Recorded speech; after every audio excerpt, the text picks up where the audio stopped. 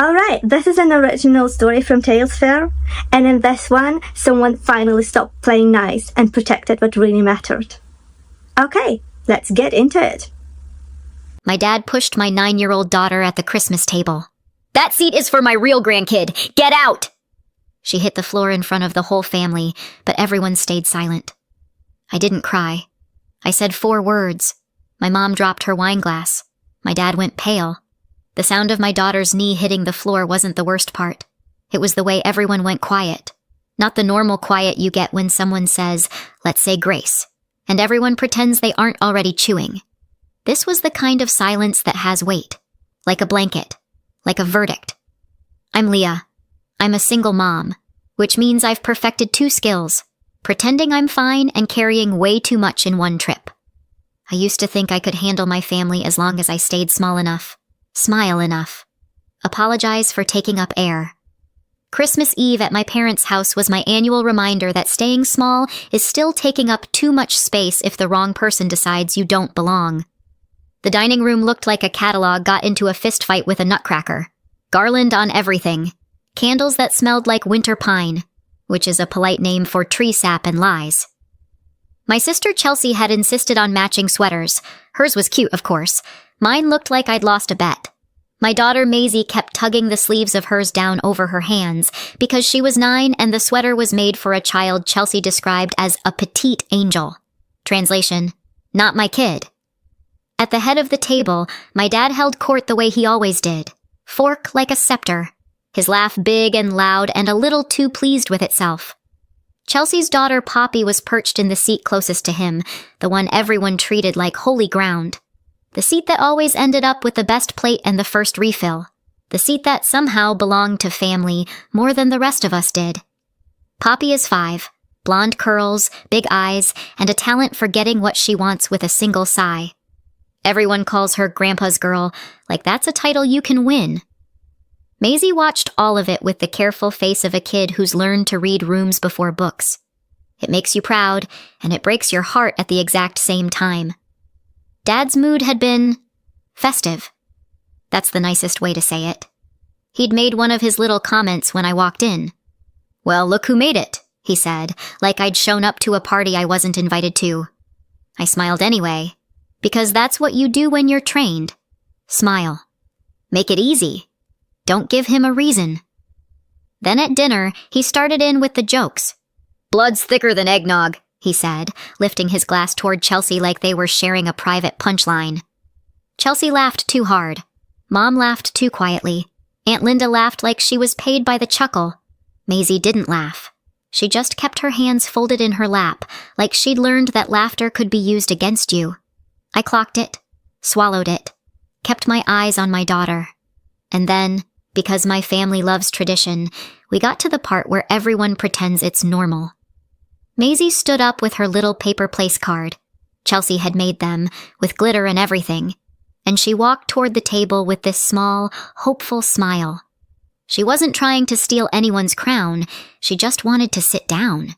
She wanted to be included. Like kids do, before the world teaches them that belonging is something you have to earn. She got close to the special seat. Not even because she wanted it. Because Chelsea had put her card there. Which is almost funny, in a dark way, like the universe has a wicked sense of timing. Dad saw the card, saw Maisie's hand, saw her about to pull out the chair, and something in his face snapped. "That seat is for my real grandkid," he barked. Maisie froze. The smile fell off her face so fast it was like someone pulled a string. "Get out," Dad added, like my 9-year-old had tried to rob him, and then he shoved her, not a gentle nudge, not a move along, a shove. A grown man's hand on a child's shoulder, pushing her back like she was a problem to be solved. Maisie stumbled. Her foot caught the rug. Her knee hit the hardwood with a sound that made my stomach flip. And then, silence. Forks paused midair. Someone's napkin fell. Aunt Linda made a tiny, "Oh," like Maisie had spilled a drink, not been shoved to the floor. Chelsea didn't move.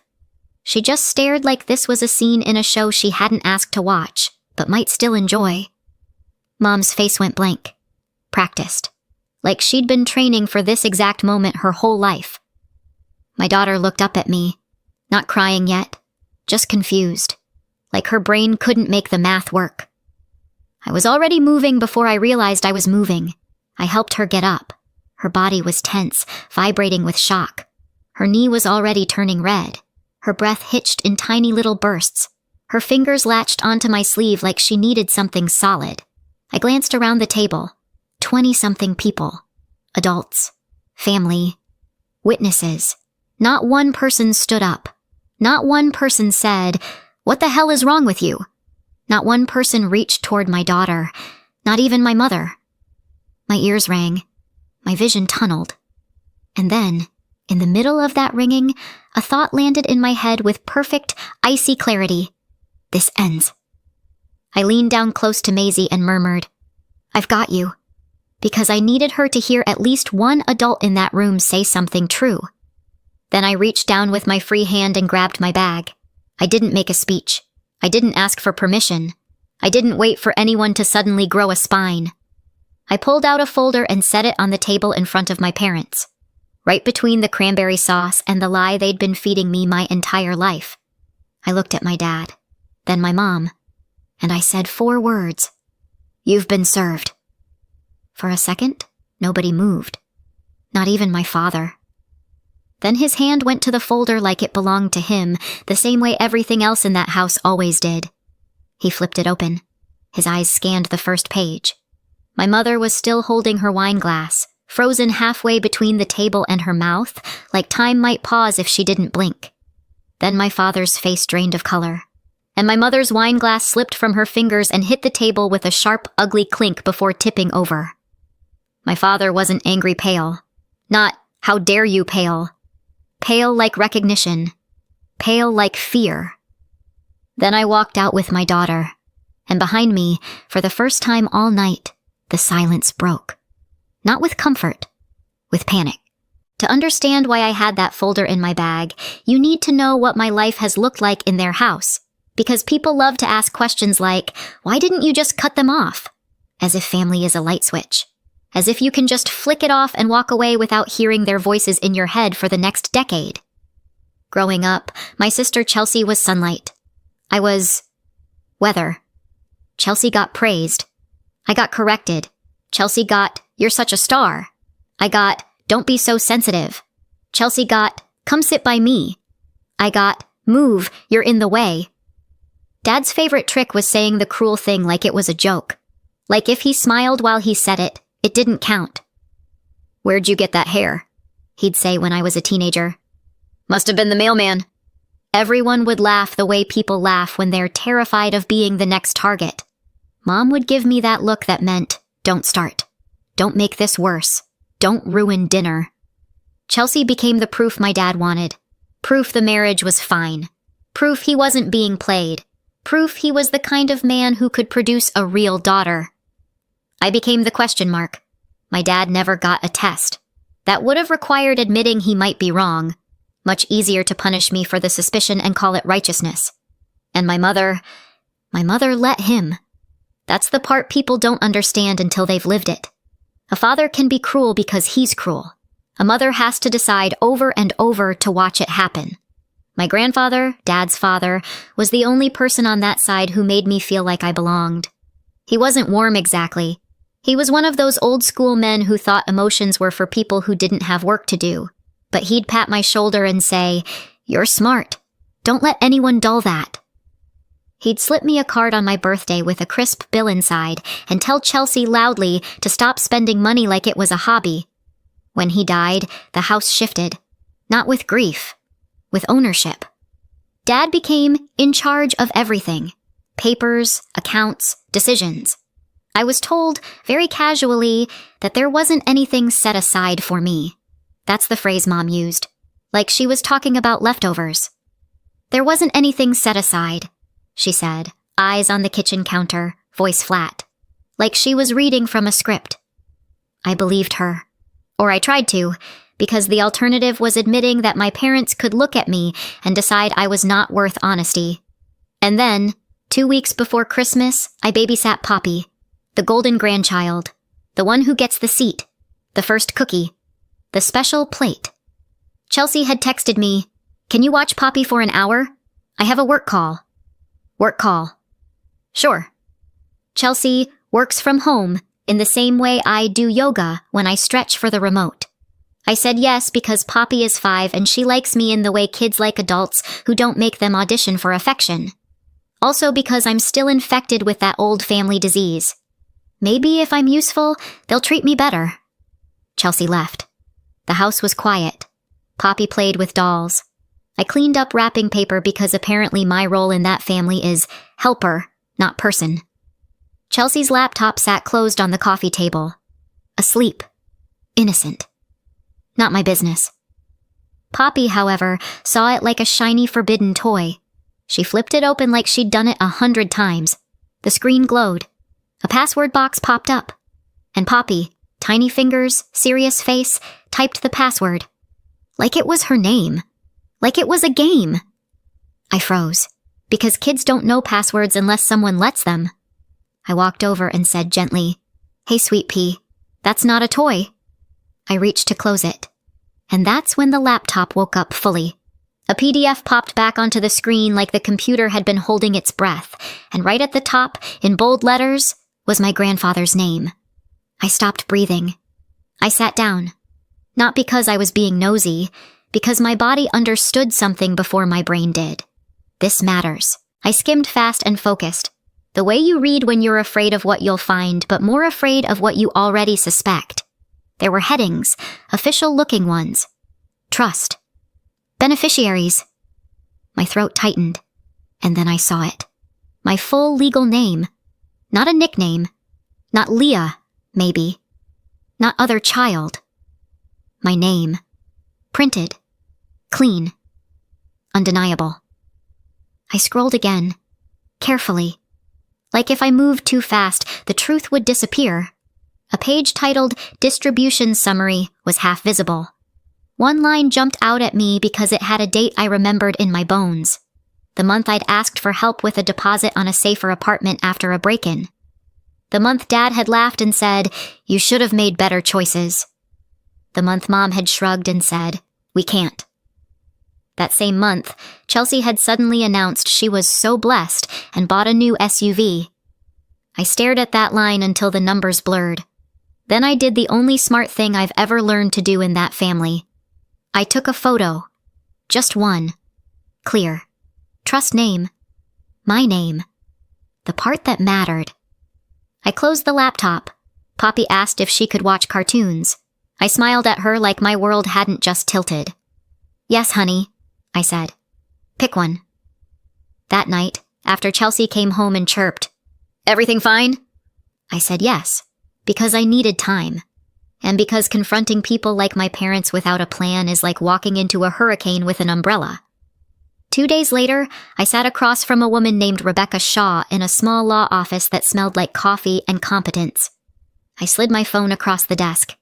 Rebecca studied the photo for all of 5 seconds before her expression changed. Not shock, not confusion. Recognition. The kind of look you give when you've seen this pattern before.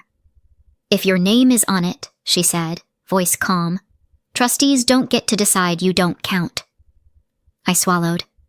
Even if they think whatever they think," Rebecca cut in. "Ink beats opinions." I didn't call my parents. I didn't ask Chelsea. I didn't clear the air. I let Rebecca do what she does, quietly. And when Rebecca handed me a folder a few days later, I didn't open it in the parking lot like a movie character. I sat in my car and stared at it like it was a bomb. Because it was. Not the explosive kind. The life-changing kind. For days, that folder lived in my bag. I took it out. Put it back. Took it out. Put it back. I told myself, after the holidays, not at Christmas, not in front of everyone. Don't be dramatic.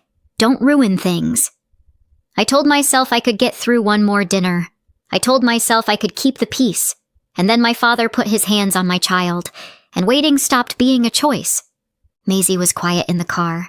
Not the normal quiet where she's plotting how to convince me that dessert counts as a food group. This was the kind of quiet that scares you as a parent because you can hear your child's little brain trying to build meaning around something that should never have happened. Her knee was starting to puff up.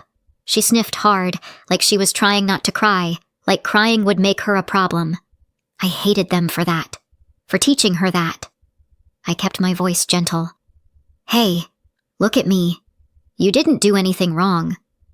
She stared out the window. He doesn't like me. My throat tightened. That's about him, baby. Not you. Maisie's voice got smaller. Is it because I'm not real? There it was. The poison. Passed down like an heirloom. I pulled the car over for a second because I needed my hands steady. No, I said, and I made the word a wall. You are real. You belong with me.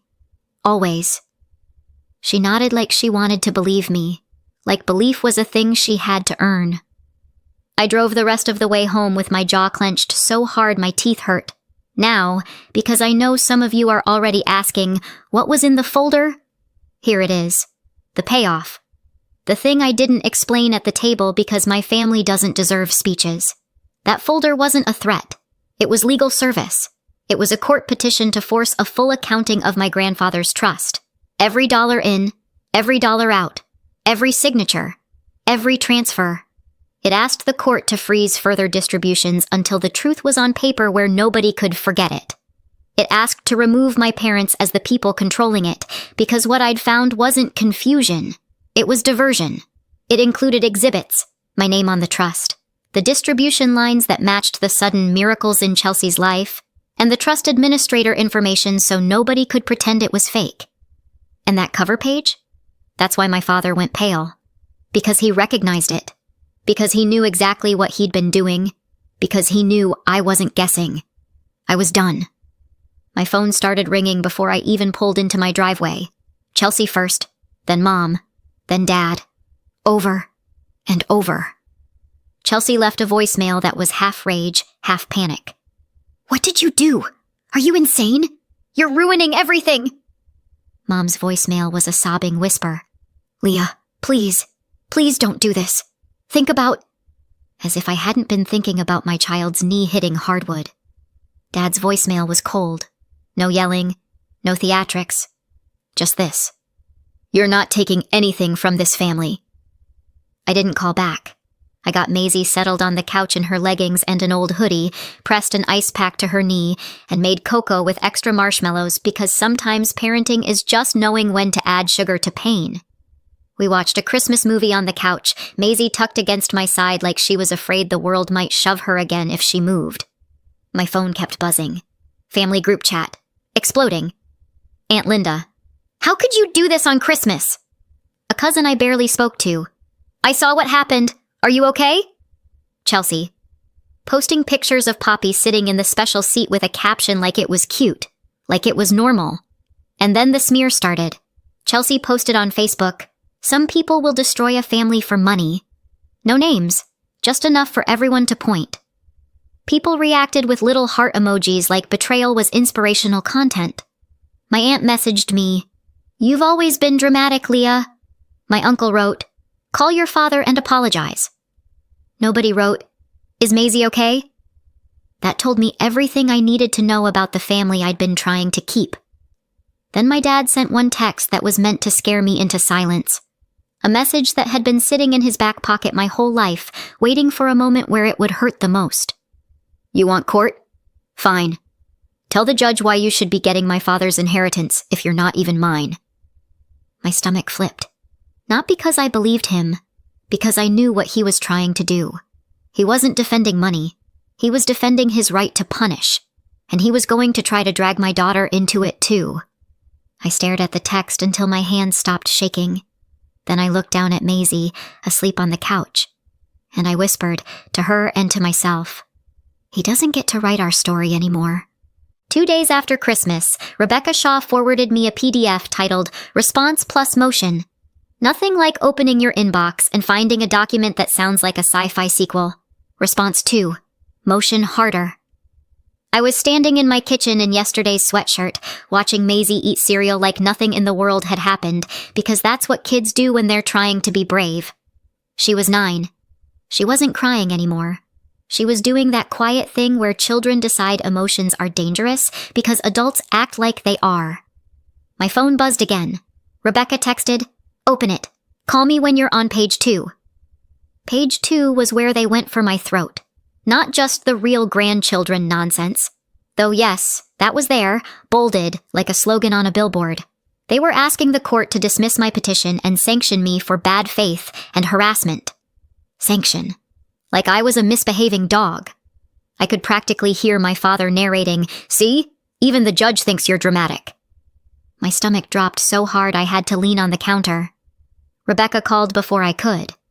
"Leah," she said, voice calm in that way people are calm when they've seen this movie and already know the ending. "They're going to try to make this about whether you're real family. Don't take the bait." My throat tightened. They're really doing this. "They're desperate," she said. "Desperate people throw sand." I swallowed. "If he says I'm not his, should we do a test?" There was a pause, just long enough for my shame to try to crawl up my neck. Then Rebecca said, "Not for court, not for them. Your name is on the trust. Trustees don't get to rewrite it based on suspicion." I stared at Maisie, who was carefully lining up her spoon and bowl like she could make the morning behave if she made the objects behave. "I don't know if I wanted the truth," I said quietly. Rebecca had me come in that afternoon. She slid a printout toward me. "Initial snapshot from the trust administrator," she said. I read the top line and my ears went hot. Trust principal at grandfather's death. $480,000. The next line made me blink. Intended split. 50% Leah and 50% Chelsea. I sat back hard in the chair. "My share," my voice cracked. I cleared my throat. "So, $240,000. Rebecca nodded once. Then she tapped the bottom line. "Current trust balance, $38,000. My brain refused to accept it for a full second, like it was waiting for someone to laugh and say, "Just kidding." "That can't be right," I whispered. Rebecca didn't flinch. "It's right. Now we show the court how it happened." She slid a page titled "Distributions Trustee Approved" across the desk. It wasn't the whole file, just the highlights. Enough to make me sick. Not enough to pin it on paper. Not yet. And then I saw where my life went. Not in a poetic way, in a line item way. We didn't go through every single transaction because nobody needs a 90-minute documentary about my parents' creativity with other people's money. Rebecca highlighted the big ones, the kind that tell a story even if you don't understand finance. Chelsea's down payment. A vehicle purchase. Medical. Education. The categories were almost insulting. Like if you label theft family support, it becomes wholesome. "They told me they couldn't help me," I said, and I heard myself the way you hear your own voice on a recording. Too calm, too controlled, like if I let the emotion out it would drown me. Rebecca didn't say I'm sorry. She didn't say that's awful. She didn't perform empathy. She handed me the reality like a weapon. "They took money earmarked for you," she said, "and spent it like a family slush fund." I looked down at my highlighted name on the trust paperwork. My name printed in clean black ink. Like it had always been real. Like it had always been there. And that's when my phone buzzed with a text from Aunt Linda. "Why are you doing this to your father?" I stared at it and actually laughed. A single sharp sound. "Because sure, Linda, I'm doing this. Not the people who moved hundreds of thousands of dollars like it was loose change." That week, Maisie asked me something while I was brushing her hair. "Do I have to say sorry?" The question landed like a punch. "Sorry for what?" She stared at her own reflection like she didn't want to see herself too clearly. "For making Grandpa mad." I set the brush down. "No," I said, and I made it firm enough to become a floor under her feet. "You don't apologize for someone else hurting you." Her shoulders eased like she'd been carrying that thought around in her backpack. That night, I made a decision I should have made years ago. No visits, no calls, no surprise drop-bys. Boundaries so hard you could trip over them. They stole my money. They don't get my daughter, too. The first hearing happened fast. Emergency, preservation, freeze. The kind of court appearance where you don't wear your cute outfit, You wear something that says, I am here to be taken seriously, and also I own an iron.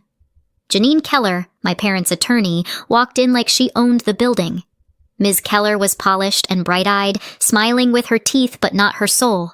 She argued real grandchildren. She argued intent. She argued family understanding. Rebecca asked for 2 things: preserve records, freeze movement. The judge granted both and set a deadline for the full file. Every statement, every transfer record, and the trustee approvals behind them. My father's jaw tightened.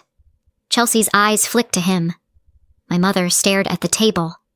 On the walk out, my father finally looked at me, like he was trying to decide if I was his daughter or his enemy, and I thought dryly, bold time to start considering the relationship, Dad. Maisie was quiet when I got home. Not, I'm fine, quiet. The other kind. The kind where a kid is trying to decide what the world just taught her. While I made dinner, she said very softly, Are we in trouble? I swallowed the rage down like a stone. No, baby. We're safe. Between hearings, the real proof started arriving, not all at once. Paperwork arrives the way consequences arrive, steadily, without mercy. A week later, Rebecca just sent me a message that said, Come in, now.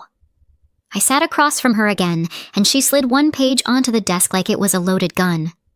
Look at the approvals column, she said. I scanned down. Signatures, initials, authorizations. And then my eyes landed on it. My mother's signature. Not once. Multiple times. My stomach dropped. I didn't hear the next sentence Rebecca said. I just stared at the ink, at the curve of my mother's handwriting, at how casually she'd signed off on it, like it was routine. I thought it was just my father. But she knew. She knew the whole time. I didn't cry. I felt steady. The next hearing felt like walking into a room where everyone already knows the secret, and you're the last one pretending it isn't there. Ms. Keller tried one last time to pivot to biology. Rebecca didn't even blink. She kept it simple. My name is on the trust. Trustees have duties. Signatures prove intent, and family rumor is not a legal defense. The judge didn't give a speech. He gave a decision. I win. My share was $240,000. The court ordered my parents to pay it back plus interest, plus my legal costs, plus penalties, $368,000 total. My father looked stunned. Chelsea went stiff. My mother didn't move at all. I didn't feel victorious. I felt lighter. Not happy, just lighter. Winning in court doesn't feel like fireworks. It feels like your body finally lets go of something it's been clenching for years, and then you realize you don't know how to stand without it. When I got home, Maisie was at the table doing homework, tongue sticking out in concentration like we were just a normal Tuesday family, like a judge hadn't just put a price tag on my parents' betrayal. I tried to make dinner. I tried to act like I wasn't shaking. I tried to be the version of myself who believes closure is a real thing. Then I went into my room and saw the box. Small, plain, ugly, the paternity kit. Ms. Keller's little gotcha, mailed to me weeks ago like a dare wrapped in cardboard. Rebecca had told me, flat, firm, don't touch it. Not for court, not for them. Don't let them drag you into the mud and call it truth. And I hadn't. I'd let paper beat rumor. I'd let ink beat cruelty. But now the case was decided, and the question was still sitting there like a live wire. I stared at it long enough to hear my father's voice in my head. Real grandkid. Real family. Real. And then I thought of Maisie's knee on hardwood. I grabbed the box. Not because I owed anyone proof, because I was tired of carrying doubt like it was my birthright. Inside, everything was neatly arranged. Of course it was. My father didn't just want to be right. He wanted the packaging to match. His sample was already included. That part almost made me laugh. Not funny laugh. The other kind. The kind you do when someone's audacity is so committed, it becomes art. I didn't read the instructions. I didn't light a candle. I didn't make it a moment. I swabbed, sealed, and shoved it back into the mail like I was returning something that never should have been sent. Then came the waiting. You'd think waiting would be calm after court. It wasn't. Every day I checked for updates like a compulsive habit. Every day I told myself it didn't matter. Every day it mattered anyway. Maisie kept processing in her own quiet way. The first few nights she hovered near me like she was bracing for another shove from the universe. Then one evening, as I tucked her in, she said very casually, "I don't want to go there again." No tremble. No question.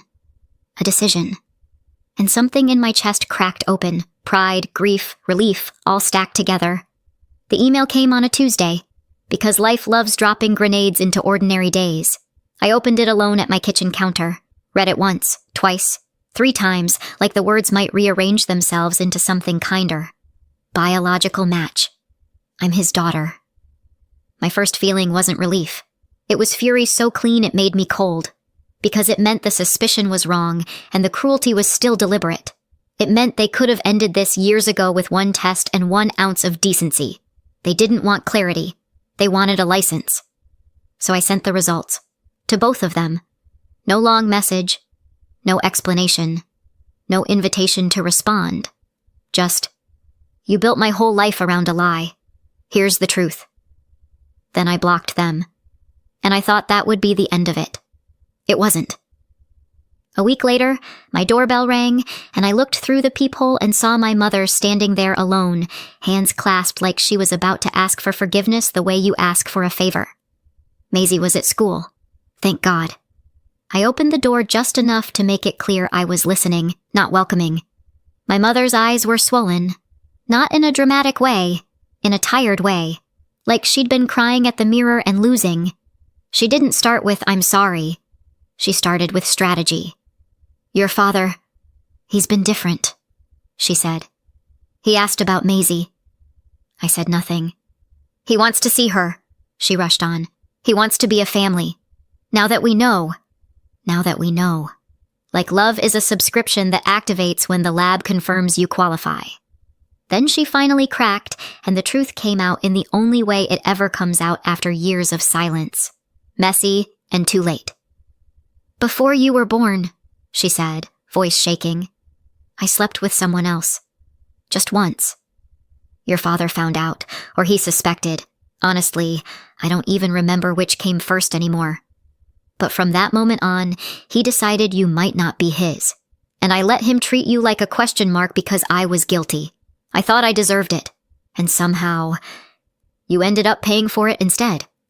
I thought I was doing what I had to do," she continued. "And now we can fix it.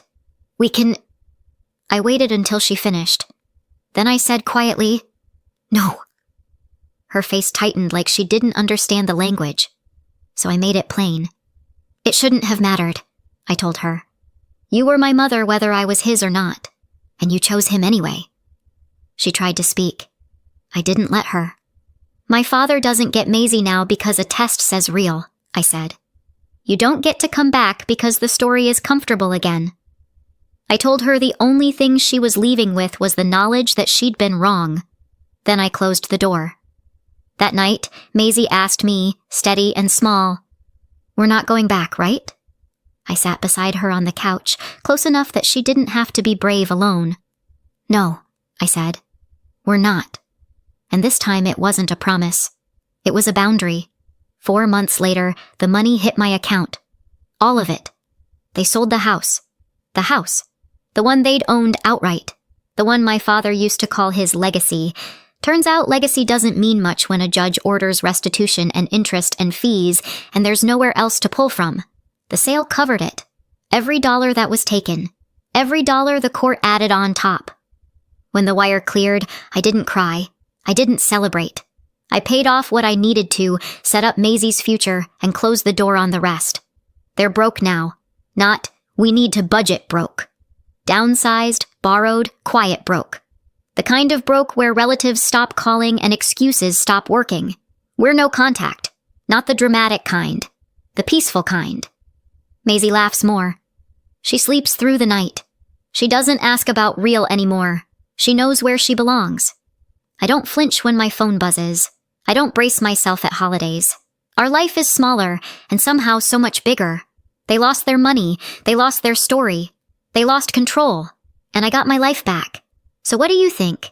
Did I go too far? Or not far enough? Let me know in the comments and subscribe for more.